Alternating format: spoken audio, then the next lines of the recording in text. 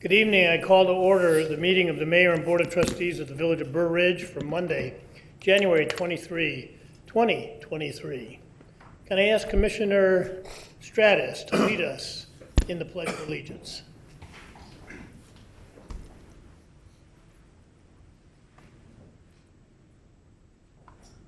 Allegiance to the flag of the United States of America and to the republic for which it stands, one nation under God, indivisible, with liberty and justice for all.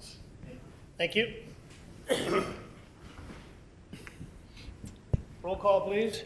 Trustee Francis. Here. Trustee Schiappa. Here. Trustee Faveza. Here. Trustee Snyder. Here. Trustee Mattal is out today. Trustee Smith. Here. Mayor Grasso. Here. Trustee Mattal told us that she would be out of the country and unable to call in. There are no presentations and public hearings. That takes us to item 4, the consent agenda. All items listed with an asterisk are considered routine by the board and will be enacted by one motion. There will be no separate discussion of these items unless a board member or citizen requests, in which event the item will be removed from the consent agenda, discussed, opened for public comment, and voted upon during this meeting. 5 minutes. A, approval of regular board meeting of January 9, 2023. B, receive and file economic development meeting of January 4, 2023. C, receive and file street policy committee meeting of January 9, 2023. And D, receive and file plan commission meeting of January 16, 2023. 6 ordinances. A, approval of an ordinance amending the Village of Burr Ridge Personnel Manual. B, approval of an ordinance granting special uses for automobile and equipment service, outdoor storage, and for a fence in a non-residential district. Z 24-2022, 311 Shore Drive, BP Burr Ridge LLC. 7 resolutions. A, approval of a resolution authorizing an extension of a water tower lease agreement to Verizon Wireless. B, approval of a resolution regarding the need for confidentiality of closed session minutes. And C, approval of a resolution endorsing the legislative action program of the DuPage Mayors and Managers Conference for the 2023 legislative session. 8 considerations. C, approval of an award of a contract for the purchase of commercial meters to Core and Main LP of St. Charles in the amount of $155,814. D, approval of an award of a contract for the installation of commercial meters to Calumet City Plumbing of Calumet City in the amount of $70,914. E, accept and file resignation of administrative intern Gabrielle Lopez.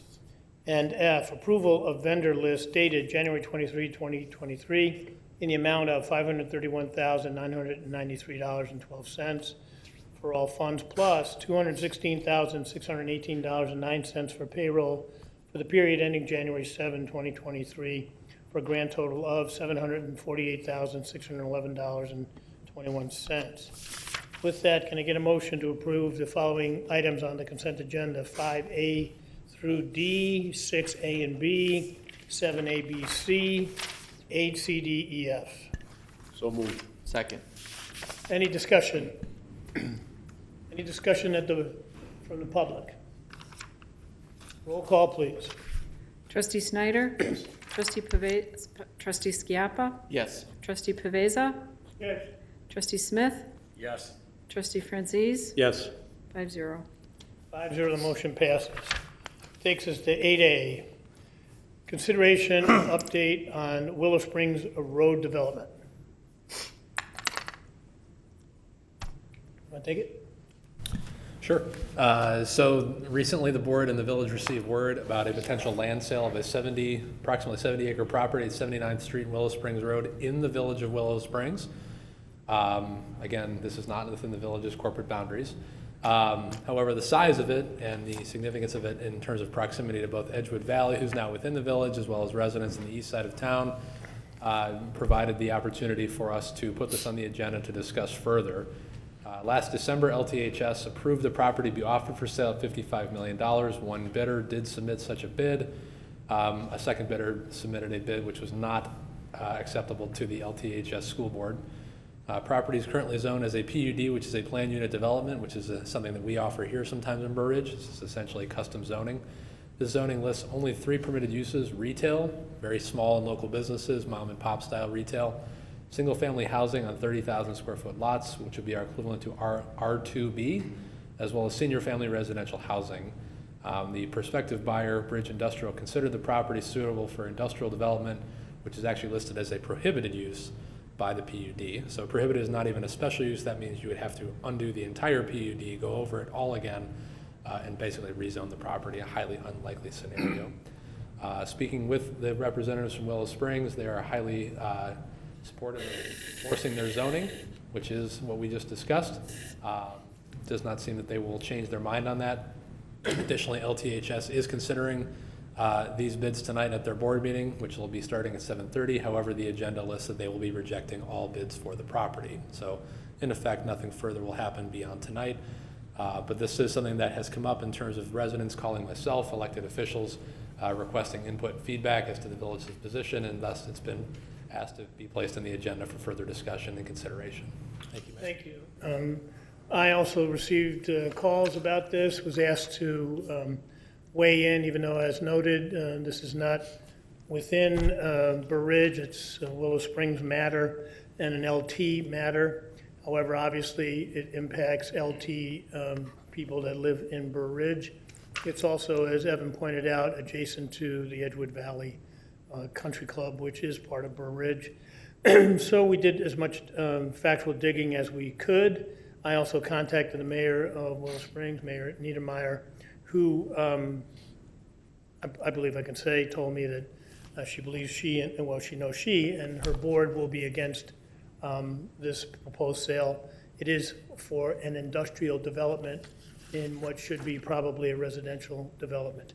So the Willow Springs board will oppose it. I know Trustee Francis also received calls, maybe others did too, and anybody wants to speak on this, of course, that's fine.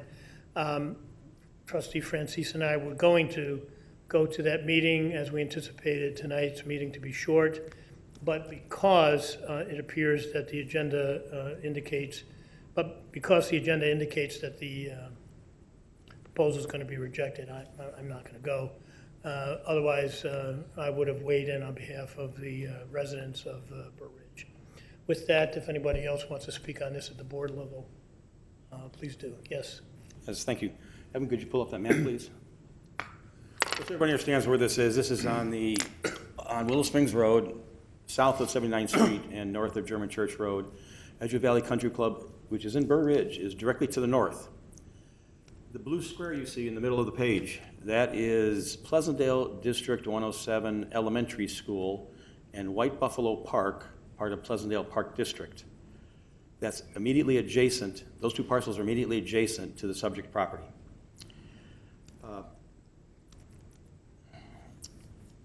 What's of concern is that there, according to the District 107 superintendent, there are 290 students from Burr Ridge that attend that school currently. 290 Burr Ridge residents of 290 of families that live in Burr Ridge. So those children would be affected should this parcel be developed industrial. Certainly anybody using the park would be affected by that. And our neighbors to the north at Edgewood Valley Country Club, the members, would also be affected. But as we learned, the PUD meetings were held in 2006 and 2007. I did attend those meetings, and there was a lot of input, valuable input, and finally, ultimately, the board decided to rezone this into a PUD for, as Evan mentioned, single-family residential, small retail, and senior family living. Should it be developed as industrial? It's not likely, but should it be, it would increase air pollution, noise pollution, light pollution, affecting those elementary school children, some of which are Burr Ridge residents, and White Buffalo Park users. Edgewood Valley Country Club members and residents to the east side of the village would be affected as well. There'd be increased truck traffic on Willow Springs Road affecting the country club, increased truck traffic on 79th Street affecting the subdivisions and homes along that, and increased truck traffic on 83rd Street, German Church Road as well. So I would ask tonight that we have a consensus here from this board that we support the Willow Springs and their ordinance, which prohibits industrial uses and encourages single-family residential and small retail and senior living. So I would ask that we have a consensus here that we could take forward to the LTHS board. Thank you. You're welcome. We'll get back to that in a minute. Anybody else want to say anything? Anybody in the public? Anybody in the public want to comment on this item, 8A? No, okay, I think because we've put it on as a consideration, we can turn it into a resolution. Sure. So if you'd like to make that motion, and if we get a second, we can vote on it. Make the motion that we consider a resolution at our next board meeting that would allow us to agree with and support the zoning for the subject Willow Springs, subject LTHS property in Willow Springs. Any discussion at the board level? Any public comment? Okay, all in favor? Aye. Any opposed? Show unanimous. I'll contact Anita when she's back so she gets up to speed on this, and it'll be on the next agenda, which is February 13th. Okay? Thank you. All right. That takes us to 8B, consideration of a plan commission recommendation to approve an amendment to ordinance A 8340217 for a special use for final plat approval and a medical office in the T1 transitional district, as well as no plan commission recommendation, regarding a variation from zoning ordinance section 11C8 to permit parking in the front yard, Z22 2002 7600 to 7630 County Line Road, Med Properties. Evan? Oh, Janine? Thanks. Sorry, I was looking down. Thank you, Mayor. Good evening, Good Janine. evening, everybody. As the mayor said, these requests are related to the Shirley Ryan Ability Lab. The Shirley Ryan Ability Lab is seeking to modify their existing parking lot to eliminate some landscape islands in order to gain more parking spaces. They are also requesting 5 spaces to be located within the front yard setback as part of this. Just as a reminder, this was in the letter and also in your packet, the Shirley Ryan Ability Lab does lease spaces from the Village Hall here out back. Currently they have 10 spaces and they are seeking to increase to 30 spaces. And this is all part of their effort to alleviate some of the parking issues that are occurring at the property. 3 public hearings were held at the Plan Commission, and the public expressed concerns primarily about stormwater, light spillover from headlights in the parking lot and from the interior of the building. Shirley Ryan Ability Lab worked to address some of these issues. They installed interior shades in the building. They are also proposing some landscaping along the fence line to make up for a difference in height in order to block headlights from the parking lot. Worked with their cleaning crew to adjust schedules within the building. The commissioners voted unanimously to approve the special use amendment for the modifications of the parking lot, but there was a 3-2 vote on the variation request. 4 affirmative votes are required to make that approval, so the motion failed without having that additional vote for approval for the variation. The petitioner is present here as well. We have Commissioner Stratus, and Village Engineer David Preissig is also available to answer stormwater questions, and I can take any questions you might have. Let's start with the board. Any questions by any of the trustees? All right, does the petitioner want to say a few words? I think the answer is yes. Okay. Yes, thank you. I'll be very brief, but of course, we are prepared to answer any questions that you might have. Caitlin Culbertson from Elrod Friedman on behalf of the petitioner. I'm sure that you're all familiar with Shirley Ryan Ability Lab. It's right down the street, but just a little bit of background. It's a premier rehabilitation institute recognized worldwide for its advanced technology, research, and treatment practices. The facility provides expert care for patients who no longer require hospitalization, but they still need intense rehabilitation care. Shirley Ryan is currently operating under the existing special use, and like Janine said, we're not seeking to change anything in the building or the use itself. We're simply trying to add additional parking to alleviate the pretty awful parking condition that's currently at the property. Specifically, to to the variation, we're asking for the 5 additional spaces that even if the special use approval is granted, are still critical to alleviating the parking problem. This property is unique in its layout, as there's 2 entrances, the north and south, which really serve 2 different programs, the outpatient program and the day rehab program. When the parking was planned, the parking was somewhat limited by the shape and the layout of the parcel, and more parking was planned for the south side, which served the outpatient program with the intent that a bus program would serve the day rehab program, which would have alleviated some of the parking issues on the property, which it did for some time. And then unfortunately with the COVID-19 pandemic, the bus program was eliminated to serve the day rehab program, which caused the north side to experience the parking congestion issues. Without this parking on the property, this property will be underparked and congestion on the north side of the facility will occur. This variation allows for patients and their visitors to safely park. It allows for comfortably assist patients in and out of their vehicles and will alleviate the congestion on the north side of the facility.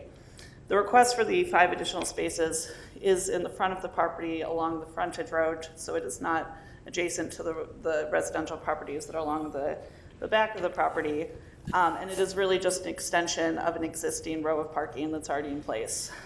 Granting the variation will maintain the parking and the access to the northeast corner of the property and will have no negative impact on the surrounding properties. And I'm happy to answer any questions that you might have. Do any of the trustees have any questions? Yes, Joe? When you got the special use, you had predicted you're going to have so many patients or individuals using the facility. Is it because the facility, because of its renownedness, as you would put it, or whatever, you're having so much participation now that you have many more patients waiting, and now you want to have more space so you can generate more income? I think, it's a very popular facility, and it's a very well-known facility, and it is a sought-after facility in the area. I think the current parking condition was, as I said, there used to be a bus program that transported patients from hospitals or assisted living facilities to the site, and that program has been eliminated. So now, everyone has to drive, either park at the site or drive and park to help the patient out of the car to get into the facility. So that has caused some of the additional issues. Did you stop the bus, or who stopped the No, bus? the Shirley Ryan building, just because of COVID, it had to be eliminated for safety concerns with this high-risk population. Did you consider reestablishing that? That is Shirley Ryan's, and we've spoken to them, and they have, at this time, there's no plan to reinstate the bus program. Anybody else? Yes, Russ?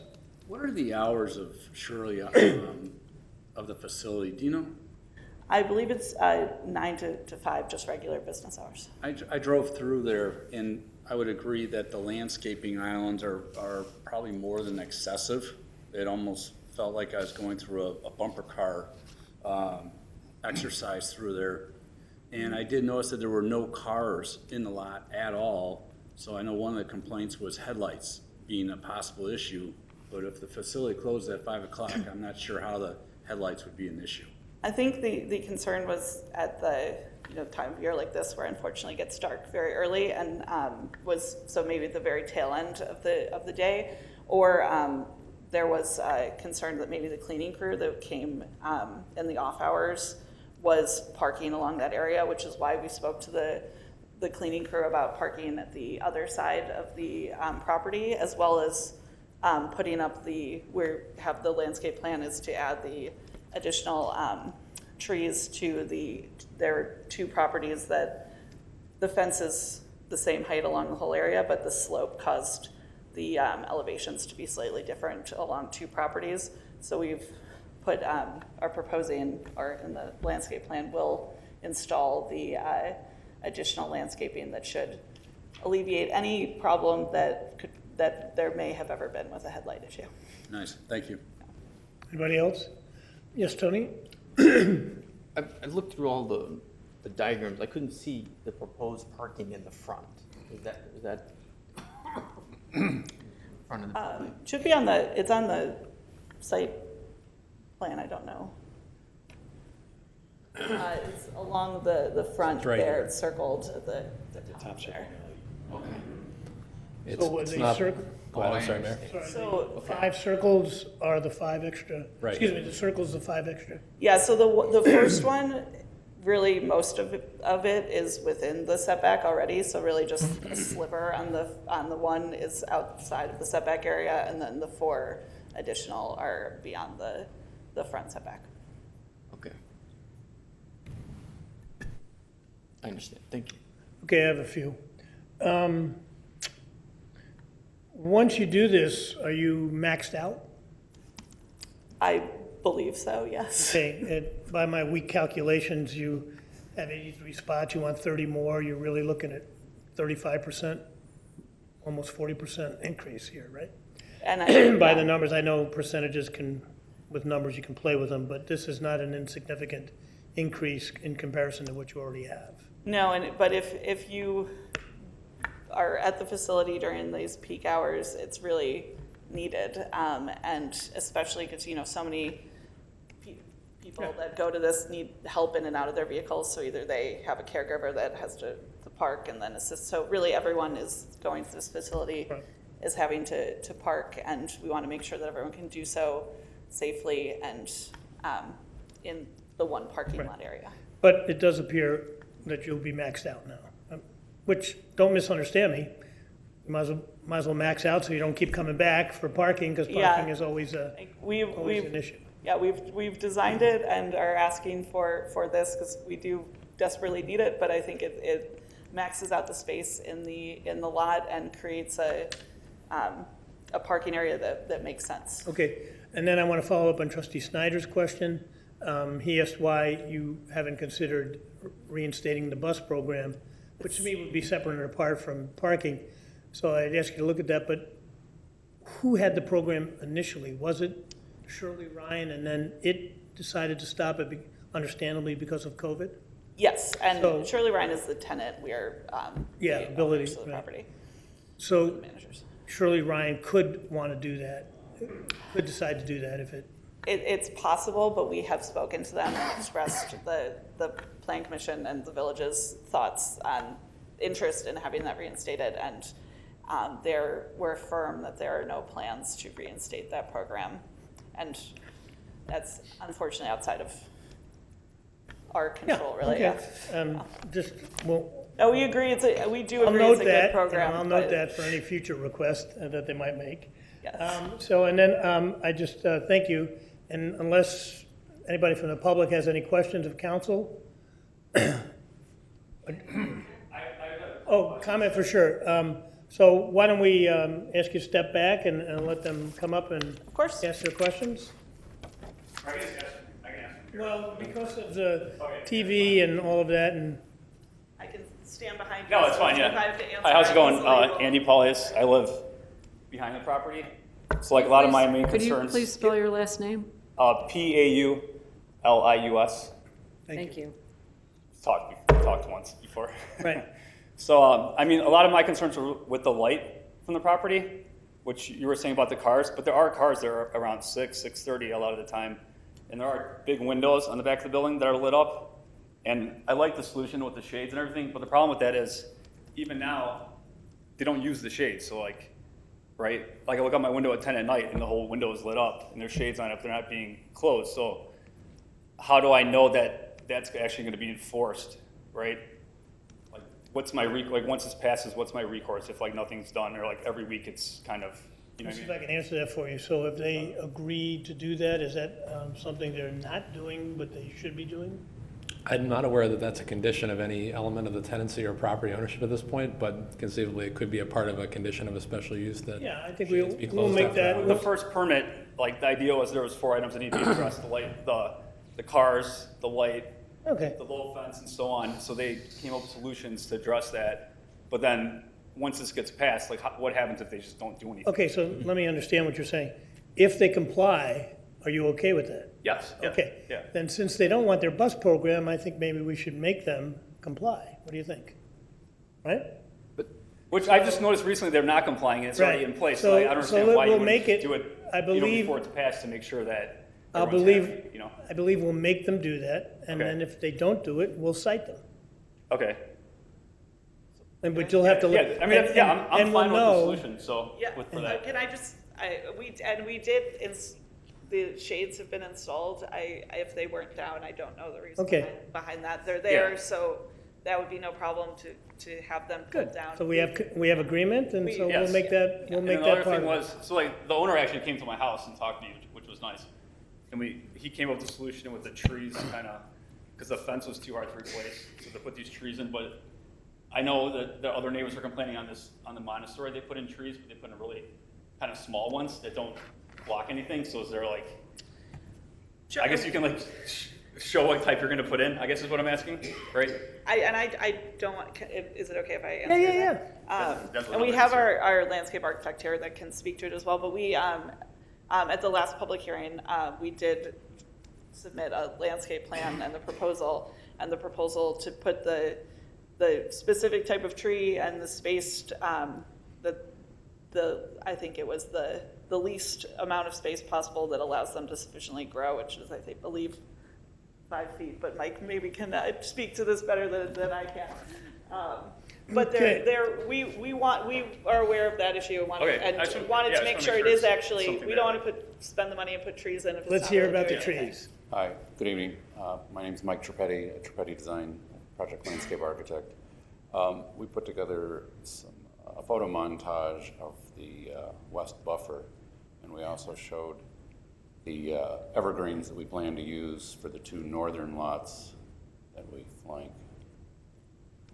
I want to say it was like slide 294, 295, 296. Perfect. Just type the number in on the top. Yeah, here we are. So the slide you're seeing on the left one is a view from the north looking south through the channel. We have a 20-foot wide landscape buffer between the parking curb and our west property line, and that's the original fence that went in. It is elevated, so we have a gap that varies from 6 inches to 12 inches, sometimes 15 inches above grade, so we tried to maximize that, but it is a 6-foot high fence. The challenge we have is that the grade slopes and gets lower as we proceed north. So the slide on the right is the spacing. We're proposing 5-foot arborvitae. These are mission style, so they're typically wider than some of the other arborvitae species, but they would be set 5 feet on center, which is going to leave us about an 18-inch gap when we install them. But the thought is with a moderate growth rate of about 6 inches per year, we should have that covered in a matter of just a few short years. So that's going to cover the 2 northern lots. We're up against 4 lots, but it's the 2 northernmost lots that the fence has lost its effectiveness for abating headlights. It's down about 2 feet lower than we had with the other 2. So that's the reason for putting the arborvitae screen. So the arborvitae will grow the extra 2 feet. Yeah, these are going to spread, I think they're spread about 6 to 8 feet and grow 12 to 14 feet tall. Okay. And on the image on the left, I don't know if you can see it, but there's a red circle. It's an oval, and it's between the channel and the cars. We're on the upslope. That's where we're planning to put them. We're challenged because this is intercepting water from a watershed to our west, the residential lots. So we really have limited space to how we do this, but I think this is going to be an effective way. And so it's as close to the headlights and the cars as possible. And they're going to be able to get adequate water, so They'll be on an irrigation system. That's what we have now. Yeah, that looks reasonable. Is You can that see the good? fence, like when they initially approved this, we decided on putting a fence, but it's like in a ditch, so it doesn't really do much. But then the problem was once it was in, then no one would do anything. So that's why this all came up again for this Okay. revision. So it sounds like the arborvitae will provide Yeah, so that's a barrier, good and we solution will for that. also make it a condition that they pull their shades. Okay? Yeah. And just to, bring everyone up to speed on this, from the original proposal, the idea was to build this you know, it's in a, like, this kind of like pseudo residential area, and the idea was it's not gonna grow a huge amount. You know, I know it's very popular, but that's why it probably shouldn't have been put in this location, right? It could have put over by like the hotel over there by the Village Center, where it's like a huge field, and you could put 1,000 spaces, right? So, and my only concern is you add 30 spaces, and then the van program's not coming back, but then, you know, a month after it's approved, it's back, and then you got double the amount of people there. And again, it's like, you have no recourse, it's just someone's word. So, I'm not quite sure what you're saying. If they, so if you approve 30 spaces, right, and then they decide to bring the van program back, right, which is the reason for the 30 spaces, now you can accommodate so many more people, right? but it's not the number of people, it's the cars and the lights in the back, right? Well, it's, you have the vans coming in now, and you have the extra spaces that are used here, right? So you're kind of like doubling the capacity and the traffic coming through the building. I don't know. That's, I guess it's just like a risk of, like, this wasn't intended for that originally. I'm sorry if I. Good, no, go ahead. What would you like? Because you. I mean, if I had to pick, Let yeah. me just finish. You're saying you want this, this, and this. The mayor's offered you what you wanted. And now you're still saying, well, what if they don't? He's already said it, make it a condition. So is it something important? You want a certain guarantee? You want the board to guarantee that someone's gonna come and look at the fence or look at the stuff or make sure it's water? Yeah, I mean, That's what I'm trying to find out, because you're bouncing I mean, all what I over. would have wanted is not to have it, period, the first time. We were But then not- I wasn't we here. concede on it, and then the board decided it's a good idea to have this facility here. And now, sure enough, hey, we're gonna expand 2 years later, right? Which I knew would happen, and it happened. if But you now, I'm fine with these concessions. If I you just want to come- guarantee, because the reason I'm so adamant about this is because when it first went in, like, the fence went in, the fence was completely wrong. But once it was in, I call the village, oh, sorry, we can't do anything because it's already approved and it's in, right? Did you come to the? I call the facility about the lights, oh, you know, we don't care. But now when the spots have to come in, Thank all of you. a sudden Did everyone you cares. come- Did you know? come to the village hall and sit here and discuss it with the board? I mean, there was nothing to You discuss called- you called in afterwards. You called in, you could have. I called the facility and I called just the village But you center. never came in after that? I mean, I never came to a meeting because it wasn't on the Okay, agenda. that's what I wanted to know. Thank you. Yeah. I'm good. All right. All right, so I think we're at the arborvitae and irrigation systems to make sure they grow. It should be high enough to block the headlights that are the concern of Mr. Poulos. And also, Shades. shades will be pulled down as a condition, and maybe we won't let the bus program happen. If, would they need approval for a bus program? No. Okay. Why would you not want the bus program? Yeah, I know. Initially, I'd rather It would than, alleviate traffic and Right. reduce the number of cars. Right. They're limited by the number of therapists they have and by the square footage of their facility. They're not limited by number of parking spaces to accommodate patients. You're done, right? I'm sorry? If you bring the bus program back and don't add spots, then there's no reason to have a meeting, right? That's the whole point of this. I'm not sure, I'm not sure that follows, but, COVID's over. COVID's I don't think it's, in any event, I hear what you're saying. This is gonna be your last run at this. This is not, so I don't think it gets any bigger than, if it's approved. The Plan Commission did favor it. I do want to hear from Commissioner Stratus about the, why there wasn't adequate support for the 5 spaces in the front. Oh, I'm sorry, yeah, I'm sorry. I forgot, so, sure, go ahead.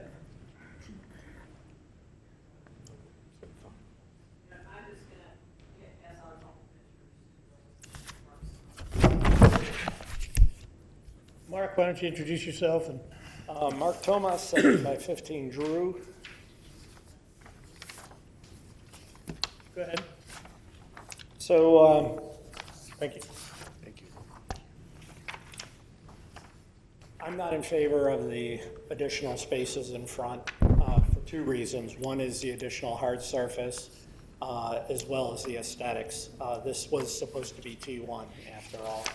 And we've already given a concession with a reducing the rear setback by 10 feet. So anyway, there's 9.4 acres of watershed surrounding this property. The petitioner's property has the only drain that drains this area. It's a 24-inch pipe that drains the surface water. Meanwhile, there's an 8-inch farmer's tile that drains the lower elevations and subterranean water. In 1987, during construction in the area, the 8-inch farmer's tile was crushed and rendered useless until 2007 when the Shirley Ryan Ability Lab came there and repaired it. 2017, maybe? 2017. Not 2007. I'm sorry. So, after 30 years of... Because I know I wasn't mayor when this was approved, but go ahead.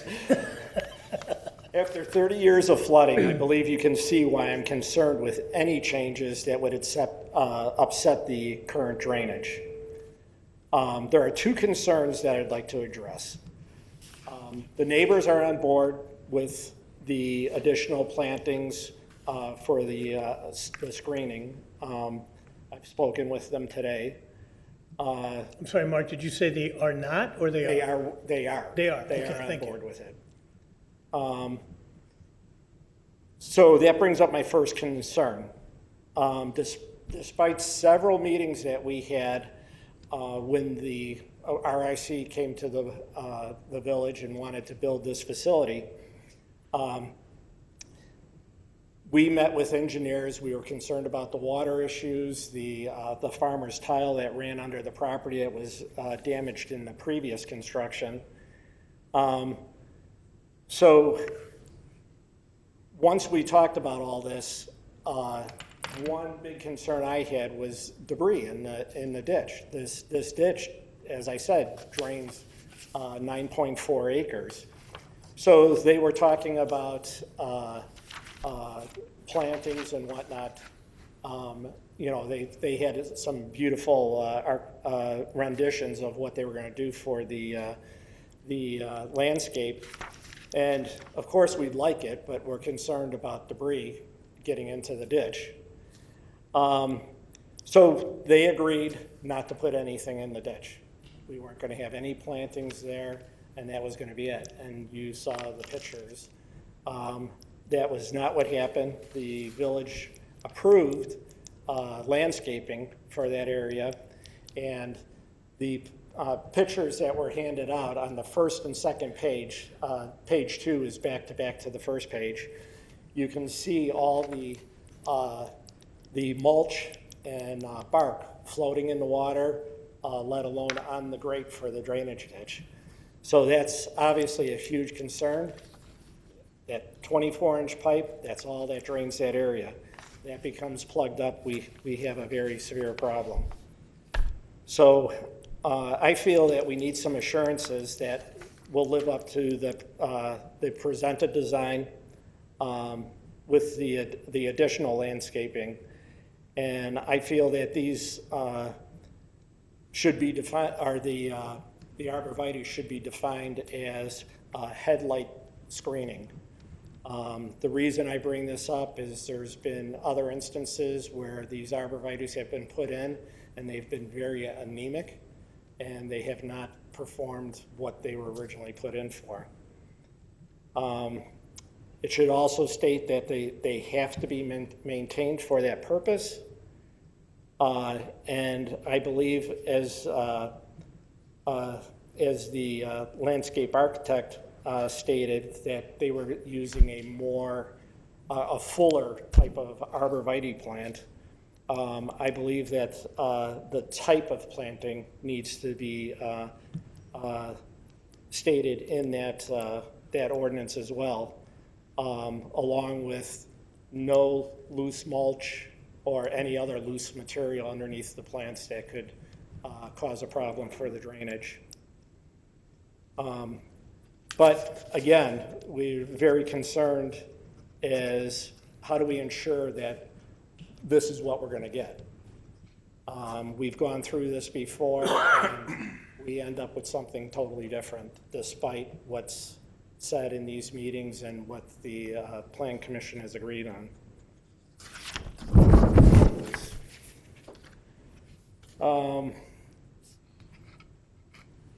Oh, and also, I'd like to know what the timeline would be on this.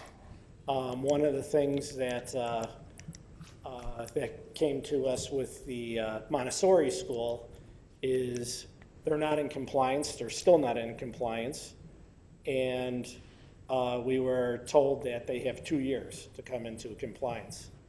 So I'd be concerned as to what the timeline is going to be on this project. So my second concern is the backflow of water from the dry well to our property.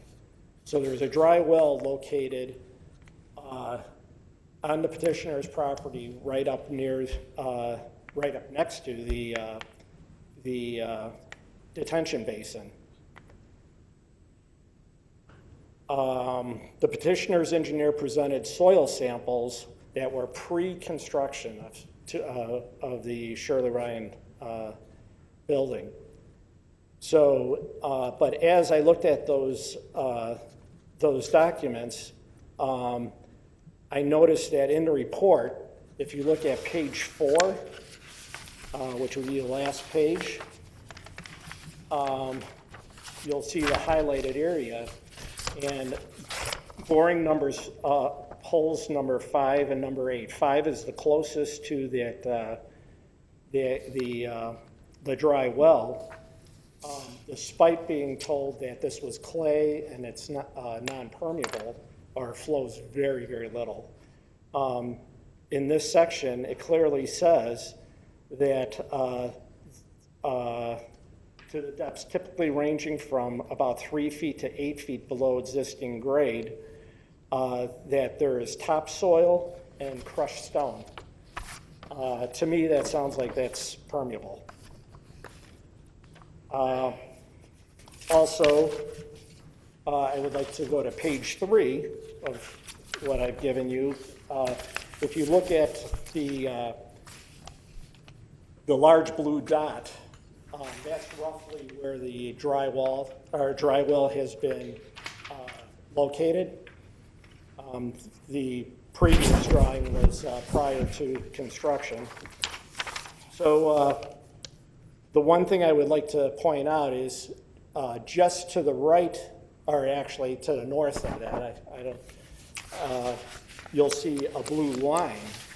That blue line is actually the drainage pipe for the parking lot. And although it's not connected in any way, that pipe is surrounded by stone. Anytime they do this type of construction, they lay the pipe in a bed of stone and then they backfill the pipe with stone. And if you notice, it's very close to that dry well, and therefore... I don't know, what's the scale here? How much, and how many feet?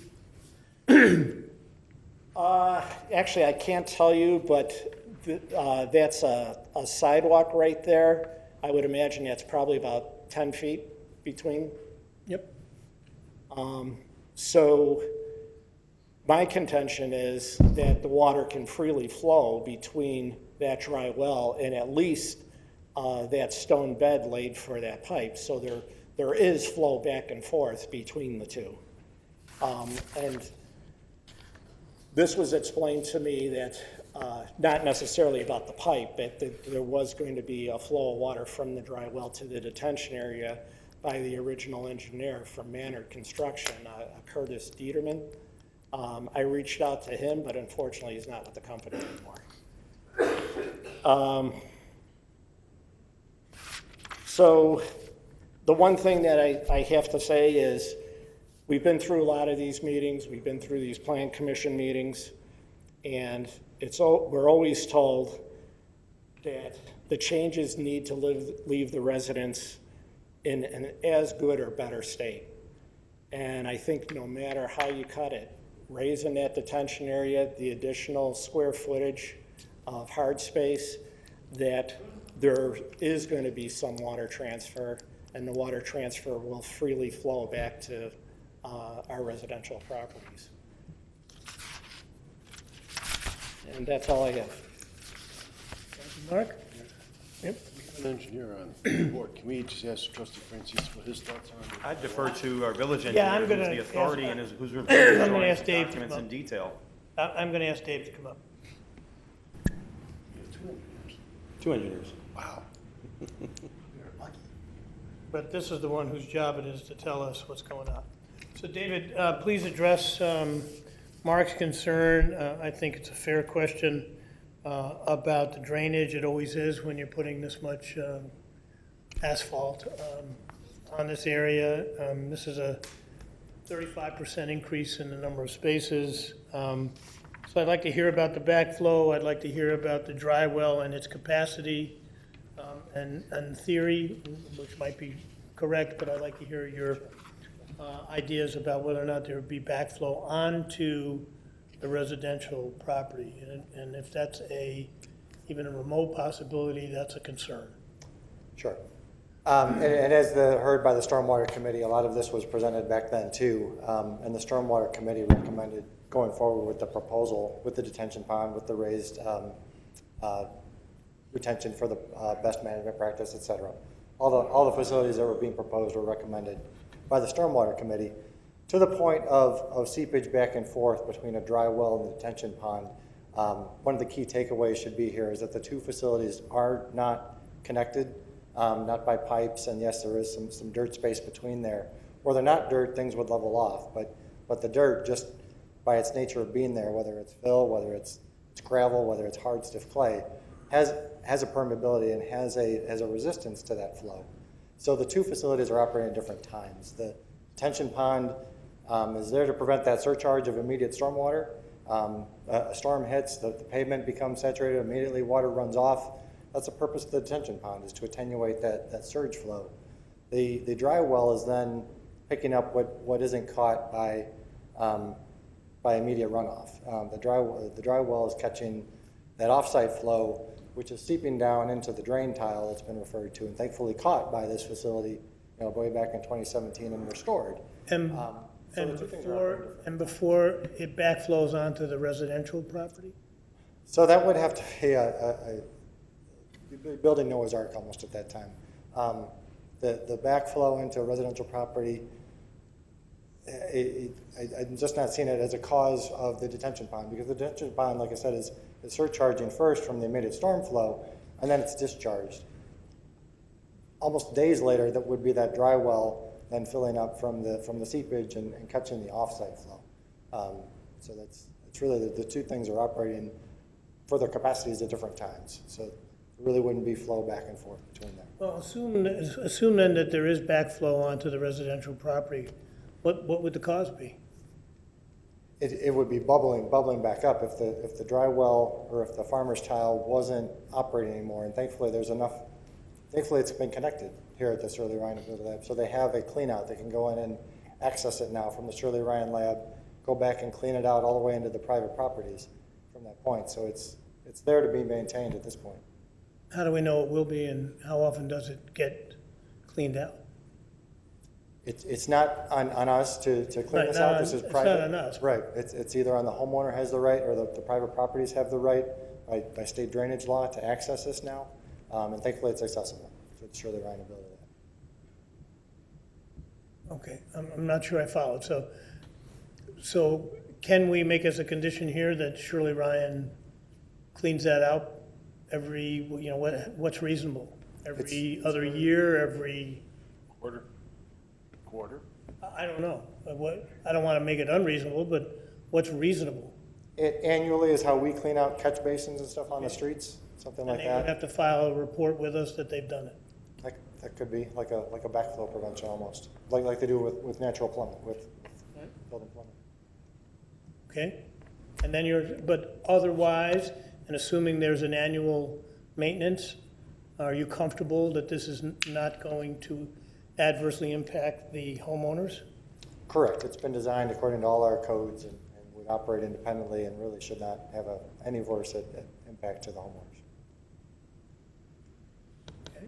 Yes, Russ? Question, has there been, the facility's been there for a while now, so has there been any kind of flooding or any kind of issues that we're unaware of? No, I think the homeowners pointed out there is flooding and stuff that happens. and the offsite areas, if that pipe that intercepts the ditch, which then intercepts all the offsite flow from the neighbors to the west and north, if that clogs, and it did get somewhat covered over by the landscaping they referred to, which we've removed, or required to be removed. So that would be the only instance. Heaviest storm flows, that pipe can only take so much, that 24-inch pipe that's referred to. Conversations way back when with the homeowners and the engineers and Med Properties when it was first being proposed is that pipe can only take so much. The topography is what it is. The pipe can only be as big as it can be. So there will be instances where the water backs up into properties until it's taken by the pipe offsite. So I'm sure Mark's correct, because he always does his homework, but is this grate the only access for the water to go down into that pipe? That goes, that grate operates independently. That doesn't even go to this dry well that's been referred to. It's its own independent system that passes through the property and off to the ditches on by the frontage road county line. So if mulch gets on this grate, is that going to result in backflow onto the residents' property? I don't care if it floods Shirley Ryan's necessarily for purposes of this discussion. My concern and the concern is backflow onto the residents. If this gets clogged up, who gets flooded? If that gets clogged, that will flood then properties. You'll see water collecting back in that ditch and then backflows into the property, or then builds up and backs into the properties. Okay, so how do we make sure this is not in the condition that this picture shows it in? Same thing, that's a pipe on private property. We rely on, notices from homeowners, and they do notify us, and then we contact Shirley Ryan. Okay.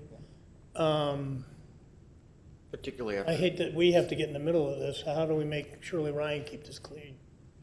The last contact we had in regards to that pipe and mulch and buildup is that their landscapers, when they're through, weekly or bi-weekly or whatever they're doing, are cleaning that off or looking for. Oh, that's good. Yeah, landscapers then. Okay, so that's something they're doing now and going to do in the future, and they didn't do it here. Mark, when was this picture taken? Actually, that picture was taken right after they removed the mulch. Is mulch, Just all the residual. okay, I'm gonna sound like I know too much here, but is mulch the problem? Don't put the mulch in there and. Loose material in this ditch, we've asked them to remove it, and they've done better with the landscaping. That was years ago. As you can see in the photo, the piece of mulch. The new landscaping plan is not proposing to use mulch, so that should not be a problem. Thank you. Thank you. Okay, I'm trying to check all the boxes here. What's the timeline for getting this done? 2 to 3 months, starting in April, once the cement plant's open. That means 2023. Oh, yes, sorry. Just trying to remember what year we were currently in, yes. Okay. 2023. Yeah, I know, it's getting hard. So by the fall, by autumn, it's done. Yes. Okay? Any other questions? Sure. Have at it.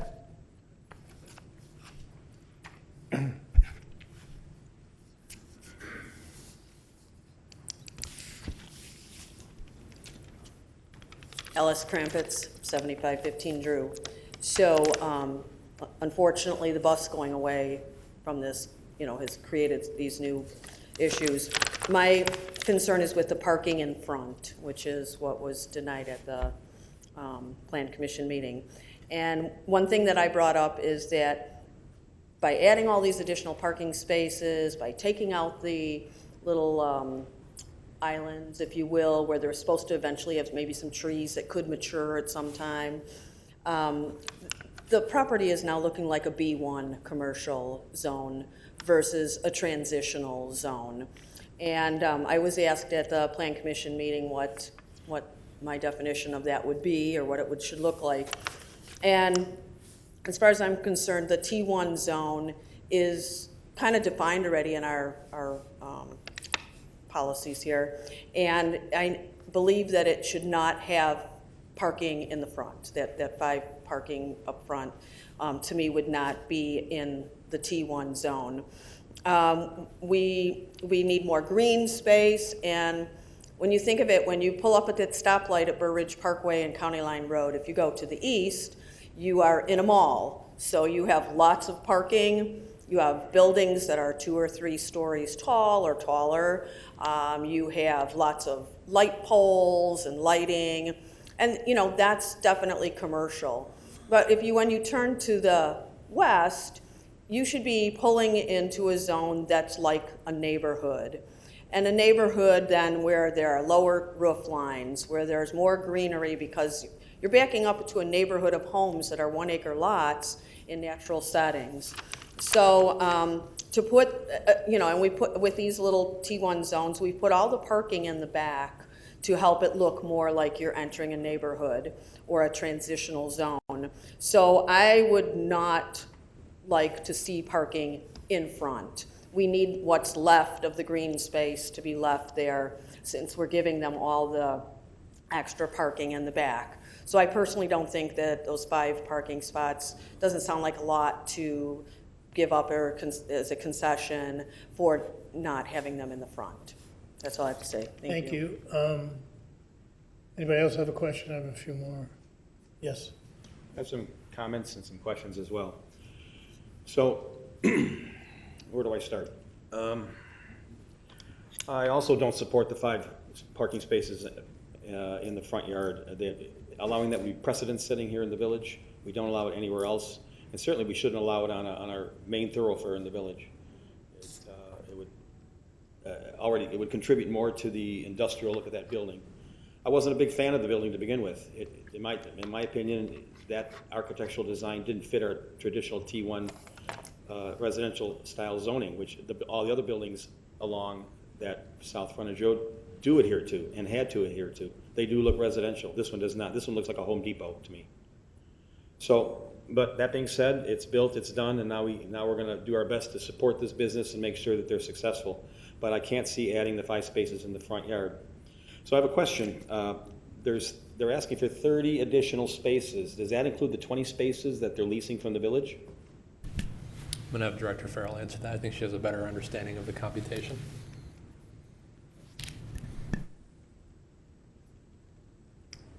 Thank you, and Caitlin, correct me if I'm wrong here. Currently, there are 83 spaces through the proposal, which includes the 5 in the front yard. That would give them 113 spaces. That does not include any of the leased spaces over here at the Village Hall. So if the 5 spaces in front were denied, they would be getting an additional 25 spaces. Correct. And it would be my suggestion that if the 25 spaces plus the 20 spaces that they're leasing, it's another 45 additional spaces that they're getting. If that isn't sufficient, then they need to bring the bus program back, find a way to bring it back, because there's no more parking. Otherwise, if we allow the spaces in the front, then we have to allow for everybody else that's requested those spaces in the front of their businesses, but we've denied and turned down in the past. Okay. Thank you. Thank you. Anybody else? All right. Well,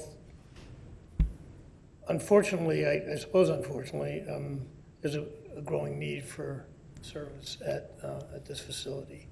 It does do good deeds, and people who have real need for it. So that's what I mean by unfortunately, there's more need for it, but it does do good deeds. I don't object to the architect as much as how lit up it is at night. I think it's overly lit at night and draws unnecessary attention to that side, and is not in keeping with that general business 9 to 5. Those lights should considerably be dimmed, if not off. So I'd like that addressed also as we go forward. But I know Commissioner Stratus is here, Janine, not that you couldn't tell us succinctly, but since Commissioner Stratus is here, I would like to hear the issue on the 5 in the front. And with that, Evan, is there already parking in the front? Considerable parking in the front? Is that what that indicates? The 5 we're talking about is the top right corner, that's the red circle? That's a side yard. That's a good question. It's considerably, anything behind the building line. So I'm going to draw here this blue thing. So the way zoning works in the Village of Burridge is we use walls of buildings to determine yards. So this is the line, not scientifically, of course, but this is the line generally noting the bifurcation between a side and a front yard.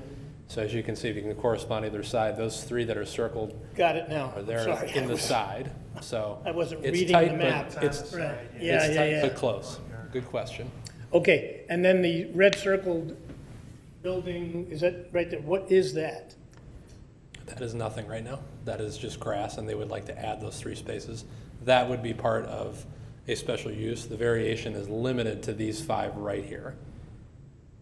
But are they also asking to add these 3? They're asking to add these 3, to reorganize these 3 here, to redo this whole back property line. Everything in red is essentially a change of current condition. The only variation is relevant to this circle here because it is the only area in the front yard of the property. But everything else would be covered by the special use, and those are all would take effect if the special use were approved. Okay, with that, thank you. Commissioner Stratus, could you summarize what the issue was with those 5 spots? Yeah, I'm not sure I could ever succinctly answer any question. I'm not known for that, but, before I get to the 5 parking spots, I just need to say a couple things. First of all, I think me and most of the Planning Commission think the Shirley Ability Lab has done an exceptional job as a Planning Commission reviewing, addressing issues we brought up. It doesn't matter whether it was lighting or garbage or fence or landscaping or addressing the mulch.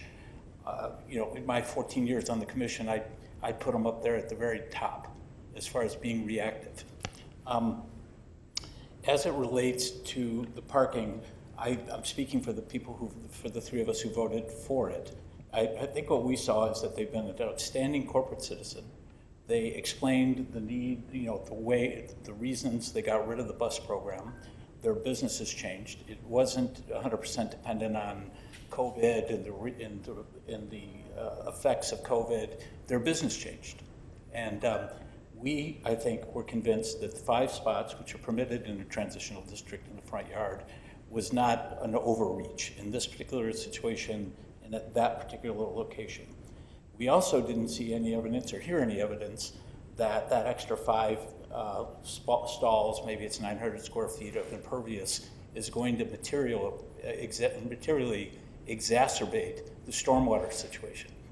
We heard, as you heard, from residents Toma and Alice about their concern, but we didn't see any actionable.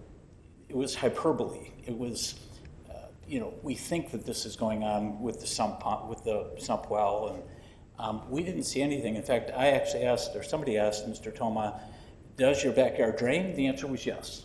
And then we also asked him, we pointed out that he had all these concerns about the Shirley Ability Lab in 2017, and none of those concerns came true. The village engineer has done an excellent job. He always does an excellent job. And I was very pleased to hear Mr. Toma make the comment that he's heard often, that the stormwater situation, the village's imposition of it is like the Hippocratic Oath. First, do no harm. I was very pleased to hear him say that, because we hear that all the time on the Planning Commission. And we got lots of questions. I'm getting off topic a little bit. We get lots of questions on engineering, and it was so ethereal and so above all of our capacities that we stressed that he needs to talk to the village engineer and he needs to talk to the applicant's engineer. But he did not. And we can't be put in that position. But at the end of the day, we looked at those 5 stalls and we saw them as fairly benign. They're in the front, they're not way out in the front. We believe that they have, I'm going to get off my podium here, but we believe that they've demonstrated the need for the parking, and Exhibit A is the fact that they leased 20 stalls from the village. It's Exhibit A. And so I guess we could say change your business model, or we can see if we can work with them. But again, I don't know if I've answered your question, but I think 3 of us thought that they'd met the burden. Okay, and what's between, Evan, is that more landscape between? Yes, exactly. Yep. I think that's just lawn, if I remember correctly. It'd just be the outlot lawn area where maybe a sign would go in theory, but it's just kind of setback area. Okay. Is that correct, Janine? And is that piece of property higher in elevation than the parking lot?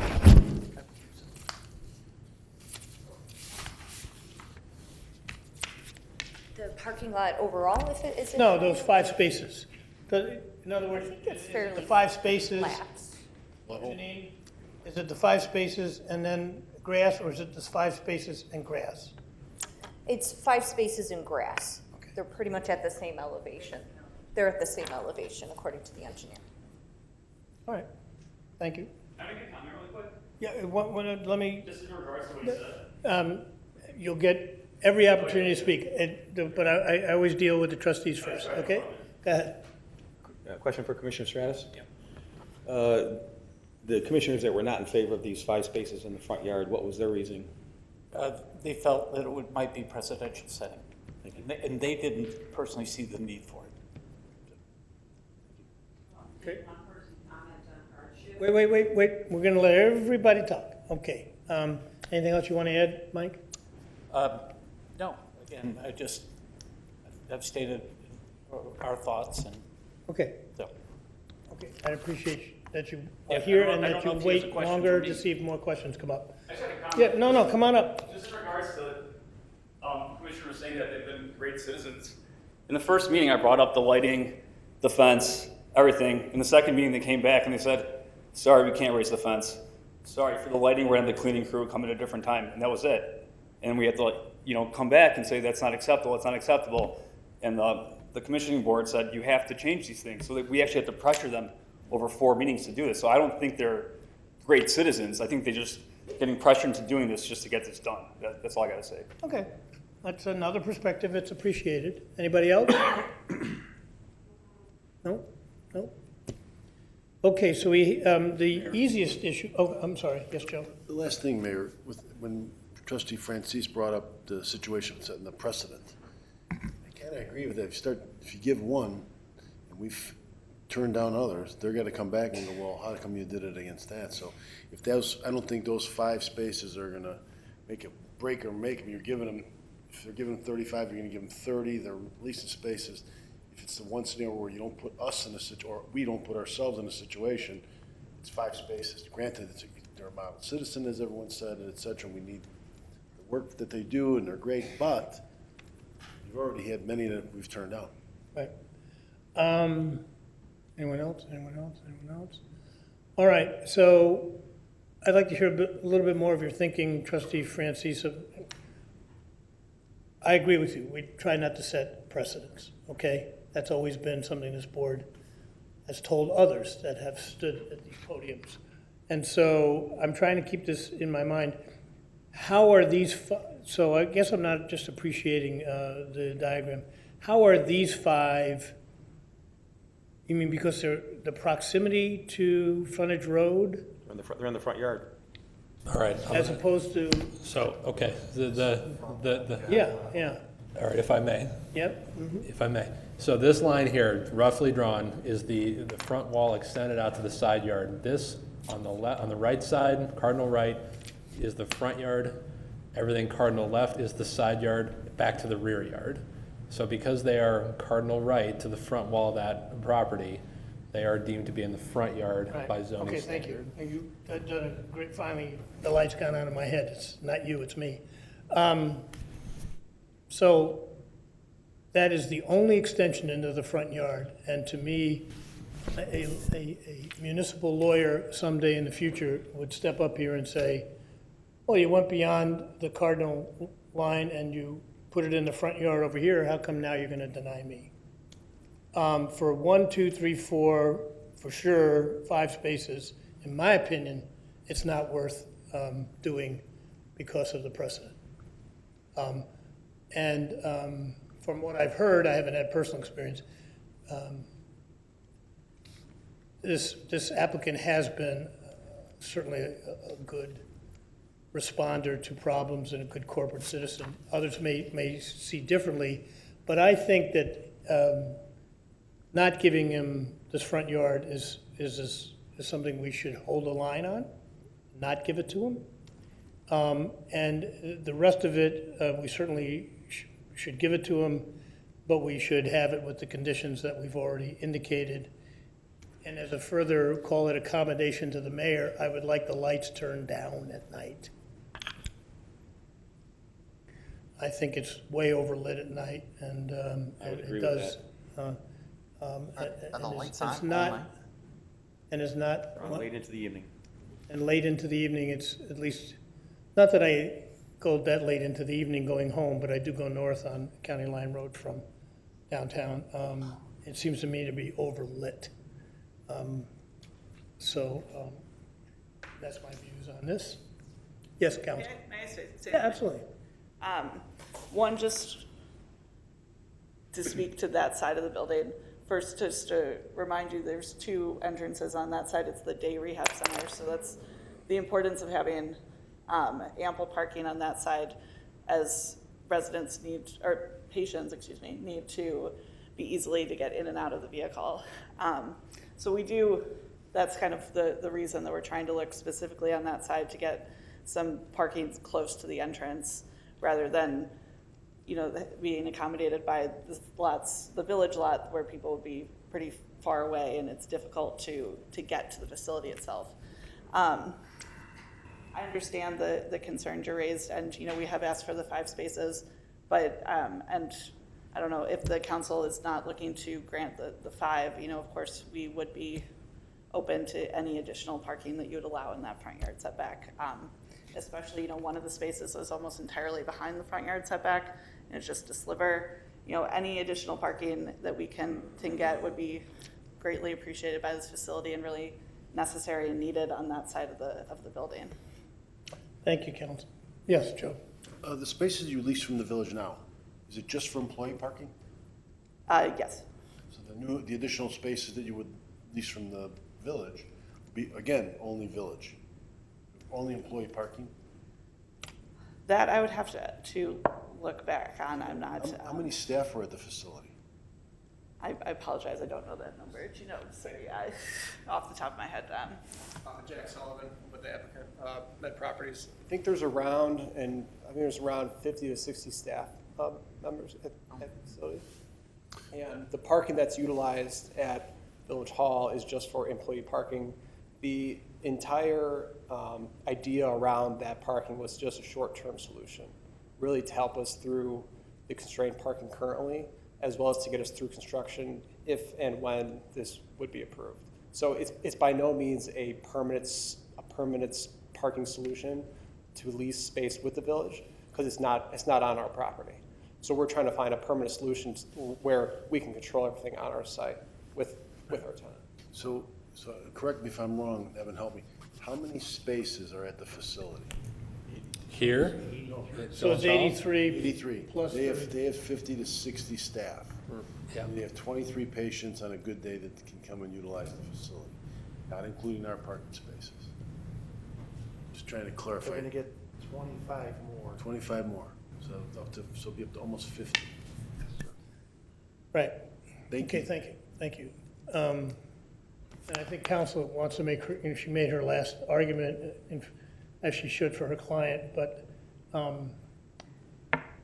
she still is asking for, in essence, front yard parking. And to me, that's a bridge too far. Yes. Yeah. By reconfiguring this parking lot, we are giving them some accommodations by allowing landscape islands to be eliminated, trees to be eliminated, and pervious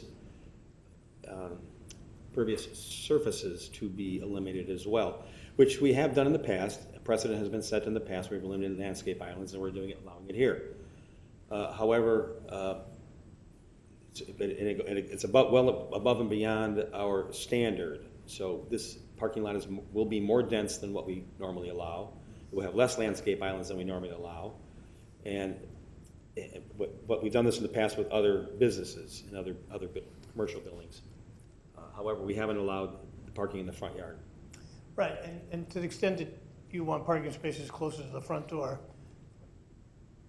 drop people off in the front and then go park the car. Where's the front door at? So You're basically looking at it here if we're talking about the drive-through. There's kind of a valet area here, and there's also a southern door here, which is a little bit more what I'll call normally accessible. But I think this is the main drop-off door here, if I understood the site plan correctly. So we're giving them extra parking with that circular area with the landscaping being removed. correct? Yeah. Correct. And it's not that much closer to the front door, I mean, really, when you look at it. If it's that important, then I think someone could drive up to the island, drop someone off, and then find spaces. I'm in agreement with trustee Francis, and I don't want to set that precedent. Yes? So the north entrance purpose, that is for patient drop-off, correct? I mean, this is how Shirley Ryan wanted originally configured for patient drop-off. So someone's driving the patient there, dropping them off and parking somewhere else, maybe in the back of the building, maybe on the south side of the building, right? Sure. The patient isn't dropping himself off and parking on the north side. So really, you're asking for the north side parking for a patient that drives himself, correct? Well, I mean, for any patient, but I think that would be, for some patients do drive themselves, and we'd want, to provide the parking that's close to the entrance. But the majority but the ones that are can't drive and are driven there, they're dropped off at the front door, and then they're parked elsewhere. I guess it depends. So the north side is the day rehab. They come in, the day rehab program, they have, I think they have 3 separate drop-off times. So you drop off your elderly resident or impaired for 3, 4, 5 hours, and then you come pick them up. So there's 3 shifts. That's the drop-off point for the north side. And what typically happens is you drop them off, and then the caregiver or the van would park in that space. Which space? And the majority of the space is on the north side. Have them park on the south side. Of the facility. Have them park on the south side, and then the patients that are driving themselves can park on the north side. There's also patients that they drive themselves and they park in those spaces where they would wheelchair over through the drop-off area as well. So that's very common as well. Well, in order to get a variance, they have to have a hardship. I don't think those 5 spaces Hardship with the land. meet the definition, and on top of that, I think it creates a legal precedent that this board has always resisted, well prior to this board, many boards prior to this. In fact, it would be an aberration if this board allows front yard parking, especially in the context of a variance where you could make the argument that the petitioners created the problem and then asked us to solve it for them. So I would be opposed to those 5 spaces in what constitutes a front yard. Approve the rest of it with the conditions that we've discussed tonight, plus either turning the lights off or significantly turning them down at night. Yes. I would just ask Director Farrell, sorry, I can't see around the petitioner, is just anecdotally, is there anything that's been discussed by the board that we feel like we can't write into a special use or would be challenging to? I don't think so. So I just want to confirm, I'm hearing adding the condition. Thank you, counsel. Adding the condition to ensure the closure of the roller shades and also the dimming of the lights. That's something that we can add to the existing condition number 1. We can just modify that language. Also ensuring that the arborvitae are going to block the headlights, so just reinforcing what the purpose of the arborvitae are. So that's something that we could add to either 2 or 3. And then I also heard the annual clean out and maintenance. I'm not sure if it was annual, so I'll speak with Dave about that, of the dry well, the drain tile, and the storm drains, the ditch. So ensuring that those are maintained properly and cleaned. Right. And when do they put in their application each year for their license to operate? Be spring, kind of a little later in the year here. The certificate that's been cleaned out comes with, and is a condition of their business license. Okay. And non-use of mulch? Yeah. Yes, I'll make sure that's clarified for condition number 2 there, so no mulch. One last thing. Yes, sir. When one of our residents came through and he went to the village, he called and he stated, he said, no one's there, can't fix it. What would be the site? What would be citing them if they don't turn on the lights? And the gentleman called the village and said, hey, listen, the lights aren't off. We want to have a resident, his point of view is important to me too. Right. What would be a normal fine for that, Janine? That we could have that determined by Judge Filan. We would go through the citation process, and a fine could be determined through adjudication. Okay. And then it would be escalation first offense, second. To make sure, just wanted to make Yeah, sure and- the resident heard I'm that. not crazy either, so I'll give it, you know, I'll No, call no, it. If it happens sometimes, I'll call it. And leave it in the discretion We're of. not, I'm just, you raised a good point, we're just trying to address it for you. Yeah, I appreciate that. Fines could be up to $750. Thank you. And write it in, of course, if there's a reason and they need an extension, they get an extension on reasonable cause, but this is to be done prior to October 1st. I believe. Well, that's more than your timeline, right? All right? Okay, can we get a motion to do all that? So moved. No, let's get a motion from the staff. To direct staff. To direct staff to prepare an ordinance consistent with the conditions that were stated here on the record. Can I get that motion? So moved. Second. I got Schiappa moving, Snyder second. Any other comment at the board level? Any other public comment? Roll call, please. Trustee Skiappa? Yes. Trustee Snyder? Yes. Trustee Smith? Yes. Trustee Francis? Yes. Trustee Pavesa? Yes. 5-0.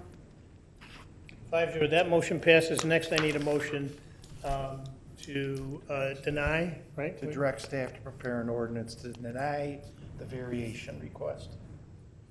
That addresses the 5 spaces. I'll make that motion to recommend, Direct staff. I'm sorry? Direct staff to prepare. Direct staff to prepare an ordinance denying the variance request for the additional 5 spaces at 7660, 7630, 7600, 7630 County Line Road. Need a second? Second. We got Smith on second. Okay, any other discussion at the board level? Any public? Can I just say one? Yeah, any public, go ahead.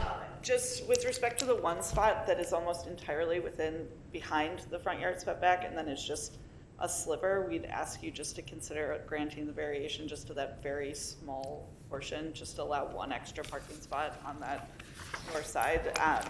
Really, any parking is desperately needed right there. So since it's almost entirely within the setback, that would just be our final request. I think your petition was for all 5. I think the denial is as to all 5. Okay? Let's just keep it clean. Keep it clean. Okay. Thank you, but that's denied. Yeah, I know. Public hearing was So all- wait. all 5 also. We've had any other comment at the board level? Any other public comment? Okay, roll call, please. Trustee Francis? Yes. Trustee Smith? Yes. Trustee Skiappa? Yes. Trustee Pavesa? Yes. Trustee Snyder? Yes. 5-0. 5-0, that passes as well. Thank you, very robust discussion. A little longer than I wanted, but that's fine. That's what we're here for. Okay, that will take us to public comment. Is there any public comment on any issue? Doesn't have to be on the agenda. Is there any public comment? Record show no public comment. Reports and communications from officials, trustees. Yes. So, we've been talking back and forth for many, many months about the TCF property. The village has been aware that of TCF's gradual transition away from the use of the building and the property 800 South Burr Ridge Parkway for a few years, and this building has been vacant for a long time. The property owner has put the property up for sale. The time is now for the village to create a vision for the future of this property, this fundamental property within our community. At the board's recent goal-setting workshops, creation of a downtown plan was one such goal, which received wide board support as a priority action item for the community. This has also been a major talking point at the EDC led by trustees Schiappa and Smith. The comprehensive plan already sets forth a foundation for the community to build upon when creating a downtown plan, and there was really no reason to reinvent the wheel from a comprehensive plan perspective. Rather, a proactive vision specifying the practical development and use of this property, which has community support, will be crucially important in attracting the kind of development investment that is desired by the community. The village has received a number of inquiries from the development community regarding potential uses for the TCF site. It's both encouraging that the village is in a position to guide such a valuable developmental opportunity. The village should be encouraging what is desired for this property through such a vision and not simply reacting to the requests and desires of the of the developers, which is what we've been doing to date. To this end, I would ask that this board to direct staff to begin the process of creating this vision immediately and to delegate certain trustees or the mayor to act as liaisons from the board to assist staff in facilitating the creation of this vision. This process would include the recruitment of a consultant or consultants to assist our staff and elected and appointed officials, specifically from the Plan Commission and EDC, in creating this vision. We should also create an ad hoc committee to lead this process, similar to which occurred when the Downtown Comprehensive Plan Amendment was created in 2007. Funds are readily available within the Business District Fund for this endeavor, and their investment in this process should be supported. Ultimately, the board would then approve this vision, allowing for all parties in the community, including developers, to be representative and adherent of the policies, goals for this important property. Excuse me. Thank you. Thank you. Anybody else? I would concur with trustee Franzese on that. Well said. Okay, and I believe that we will move in that direction. This is reports and communications. It's not for the board, but I hear consensus, see consensus, and it's something we've also done informally already. We did bring a couple of members of the business community together with myself and trustee Francis and staff about what can and cannot be on that property, and we still don't have a clear vision, so we'll try to do that. The projects that have been brought forth to us to consider so far have been apartment complex. The vast majority has been about apartments. The density was unbelievable, and the configurations, in my opinion, unacceptable. So I do think we need some better guidance than what people want to build on that property down there. Anybody else, any of the trustees have any other comment? And I will take a step on that and report more on February 13th. Thank you, Mayor. Anybody else? Okay, I'm going to ask the chief to step up at this point. I had told the chief ahead of time that I would like him to make a comment and assure the public whether or not you agree or disagree with the law or any law in this village or in this state or in this counties, Cook or DuPage. This village enforces the law. There's been some discussion about the assault weapons ban and whether or not law enforcement will enforce it, and the chief and I have had a discussion about that, and I'd like to hear from the chief. Go ahead, chief. Thank you, Mayor. January 10th, the assault weapons bill was passed in Springfield. This bill, I've gotten some inquiries on this. It's about 115 pages, and it's part of the deadly weapons statute in the criminal code. What this bill is not, it's not a surrender law. So those individuals that currently own weapons that could be classified and defined as in the statute as assault weapons do not have to surrender those weapons. Effective in October 1st of 2023, what those individuals will have to do is register those weapons with the Illinois State Police through the FOID, the Firearms Owners Identification Portal. 90 days after the law becomes is effective in January 1st, 2024, so April of 2024 is when that law for personal owned weapons comes into effect. Right now, the law is in effect, and the law prohibits sale and manufacture of these weapons and the associated equipment in the state of Illinois. I've been asked if this bill is a violation of the Constitution. That's for the courts to decide. This law does not mean our officers will be going door to door and asking for weapons registration. But what could happen is if the officers are on private property, called there for an unrelated matter, and if there is one of these weapons is in view of the officer, then the officer will take action on that and verify. So I just wanted to be clear. And once again, this is not a surrender law. So if anybody has any questions. Do you feel it's gonna go all the way through come January or April 1st of '24? Do you feel this will be just pure and simple, no questions? It's not gonna get pushed back or anything? Well, there is pushback. There's actually a case that there is a stay for the plaintiffs that filed suit in the courts, but it's only for those approximately 800 plaintiffs. It doesn't pertain to anybody outside that complaint. So do I feel it's going to go forward? Again, it could be challenged even greater. I don't know. Thank you. But right now, it's on track. And it does mirror laws that have been passed and challenged in other states. The point being that the Village of Burr Ridge will not turn a blind eye to the necessary enforcement of this law. Like all laws, Chief and our officers will enforce them. Let the courts decide what the appropriateness of that act is. There's already been, as the Chief said, a judge that's made a ruling down in Effingham. There's a federal lawsuit that's now filed. But in the interim,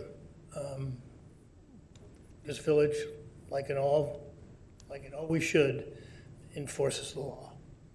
I will note that before I came here, I watched the news tonight.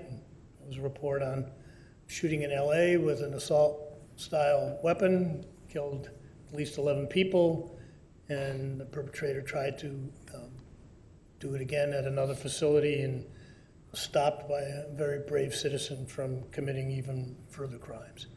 And then something also happened in Iowa, where also another shooting in Iowa today. So it's an issue in America. The legislature has decided what the state of Illinois should do. We follow the law, and we'll let the courts decide the propriety of that law. So I appreciate it, Chief. Thank you. I wanted to make it clear to the residents just where this village stands. Thank you. I am proposing a resolution to thank now former Representative and Minority Leader Durkin, an expression of thanks from the village. That will be here and before the board on February 13th at the February 13th meeting, and former Representative Durkin will be here in attendance.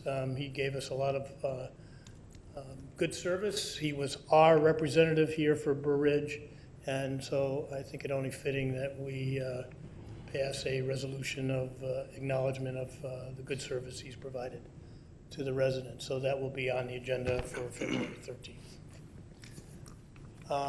Any other comments? If not, I'd like a motion to adjourn to February 13, 2023 at 7 p.m. So moved. All in favor? Aye. We're adjourned. Thank you very much.